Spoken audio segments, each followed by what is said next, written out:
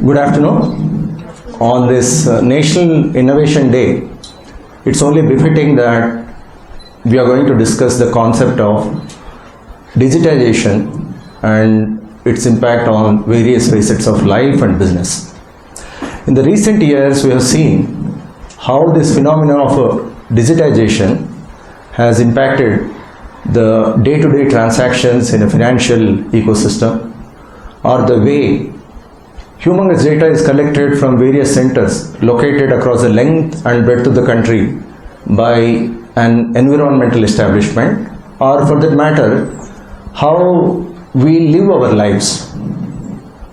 In all these things, the features of digitization come to the forefront in terms of rapidity of solutions, responsiveness of the system, and most importantly, ubiquitous availability of the solutions. Just imagine you are stuck in a traffic jam. The very act of navigating your car to the destination in terms of finding the most optimal route is dependent on connected things and the availability of digital data. In the presentation today, I am going to talk about the impact of digitization on the design and manufacturing activities.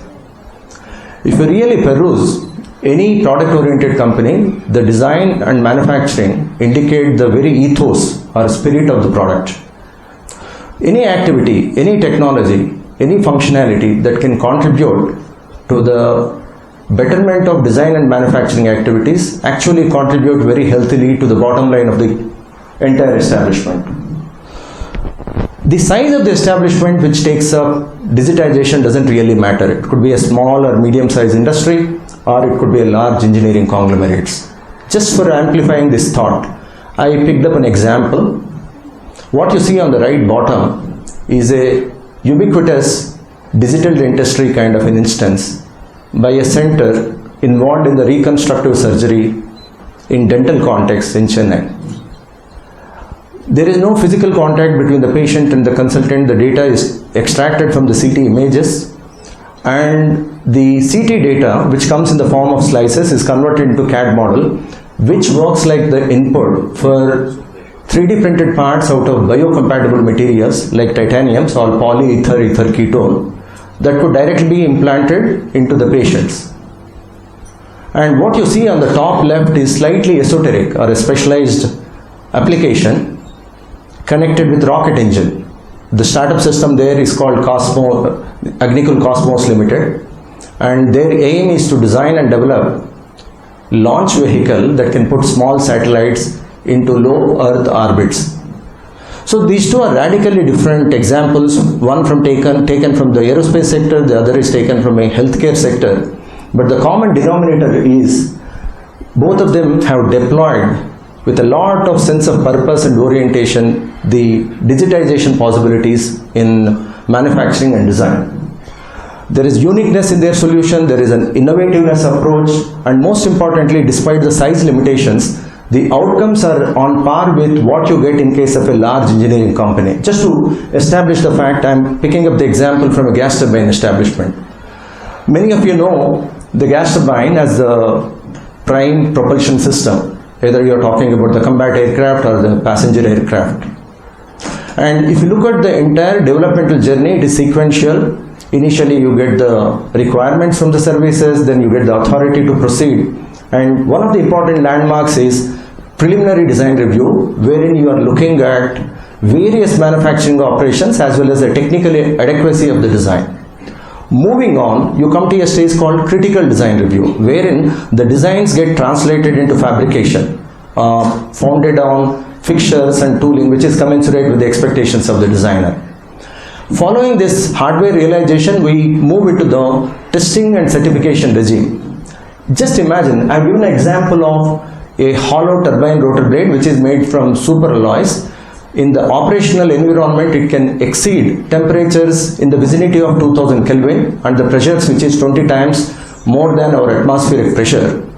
And if you find some deficiency in the testing regime, the data coming back into the design and influencing in a positive way is very remote, because the players from the downstream and upstream are not concurrently involved, and it's so very sequential. But now what's happening in the current day scenario is digital twin. What do you mean by digital twin? It's nothing but a virtual replica, virtual counterpart of a physical asset.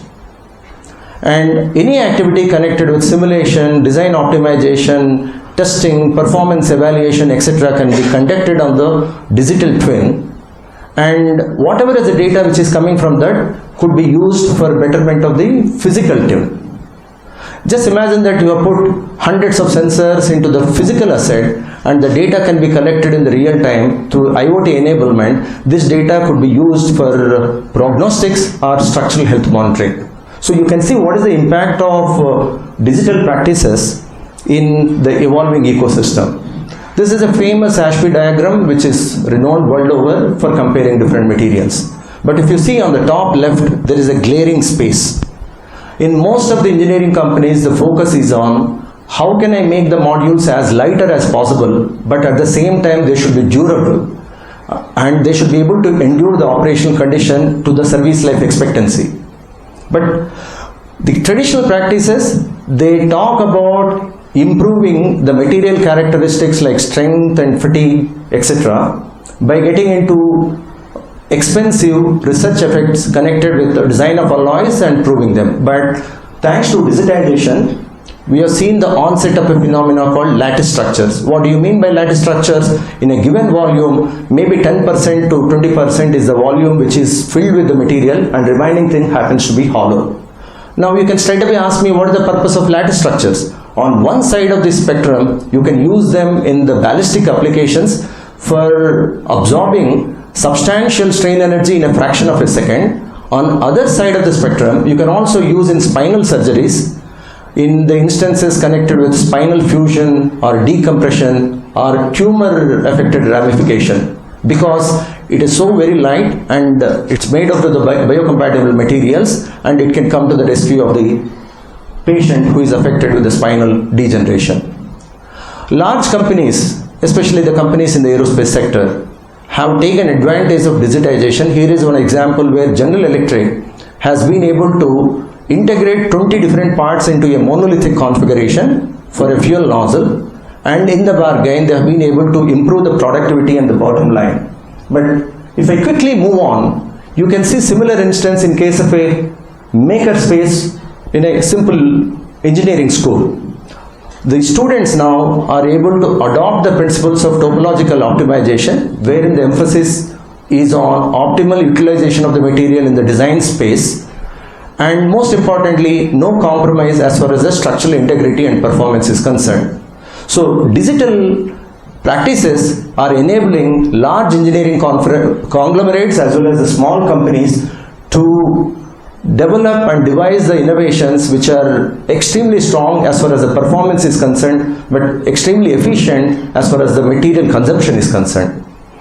It's very heartening in the recent times the concept of maker spaces, idea labs, fab labs have come to the foreground in terms of inspiring the young students in the foundational semesters to convert or to transform the concepts into physical realities. And initially it looks like an isolated work, just limited to the students, membership, technology and training. Slowly it graduates into the local networks wherein the involvement of SMEs and the startups becomes evident, and then it graduates into the digital networks wherein the philosophy of co-designing and crowdfunding become very, very important. And the ultimate status that this kind of ecosystem can achieve is a global mission wherein they connect with the policies and lofty ideals as seen in this slide. I am giving the example of a large global network called Enable. What do they do? What happens in a typical scenario connected with Enable is, imagine there is a physiotherapist located in Africa, an orthodontic surgeon working in Bangalore, and maybe a mechanical designer from Europe. All of them get connected through digital networks and create prosthetics which are patient specific. It's extremely gratifying to know that tens of thousands of the people who are deprived of day-to-day functionality have been enabled by these networks in terms of developing the patient-specific prosthetics and providing them without any commercial ramification. One more outstanding example of this kind of a network is called Field Ready. In the instances where people lose their households because of the natural calamities, they take manufacturing to the very site, and depending upon the need, they produce them on the spot and deliver in time and make sure that the lives of these people who are affected by the calamities come back to normalcy. If you look at the conventional supply chain network system, there is a lot of space between design and production and end use. The space in between is occupied by shipping, storage, showrooms, distribution, etc., etc. So the producer and consumer are separated by a considerable space. But digital manufacturing enables a concept of presumption. What do you mean by presumption? The consumer himself can produce the part. Just imagine you have got an access to CAD modeling and a 3D printer. You can convert whatever concept you have in your mind, whether you are from medical, design or engineering background, it doesn't matter. You can immediately transform your concept into a physical reality and put it into the use. And how important is this particular skill set? In the 21st century skill sets, the most important attributes which are desirable are categorized under 4 levels: critical thinking and creativity, which you see on the left side, and collaboration and communication. I did some experiment involving hundreds of school students from geographically distributed centers across the state of Karnataka, and the mission was very simple. They have to develop a mechanism which can enable the flight of a mechanical bird called ornithopter. And you can see the student teams who are located in different centers, when they are committed to developing the solutions, when they are connected to digital networks, despite the fact that the teams working in other centers are not known to them a priori, they start collaborating, and the end outcome is so very significant that sometimes you see the novelty and quality which you will not be able to see even in industrially matured product. So that's the power of digital networks. Before concluding, I just want to talk about a concept called physical. You know, the digital practices can contribute to physical systems and vice versa. What you see in this case is a digital manufacturing technology enables creation of physical replicas. In this case, they happen to be transmission shafts. You assemble them and you subject them to the simulated operation conditions, and the colorful fringes that emanate, they fundamentally describe or delineate the zones of stress concentration. So this kind of a synergistic association between the physical and digital practices are helping a lot of stakeholders from different contexts. Just to conclude, whenever you are talking about digitization of design and manufacturing protocols, we are not talking about a single or singular technology. It could be augmented reality, virtual reality practice, it could be robotics, it could be automation, it could be 3D printing, or it could be cloud computing. So fundamentally, when you employ all these different sets of technologies in a symbiotic manner, what does it lead to? It leads to mass personalization or mass customization. It means the product which is emanating from these efforts is able to meet the unmet need in a more effective manner. It can also lead to the concept of higher resilience in the supply chain, especially in the situations connected with disruptions that we have seen in the recent times.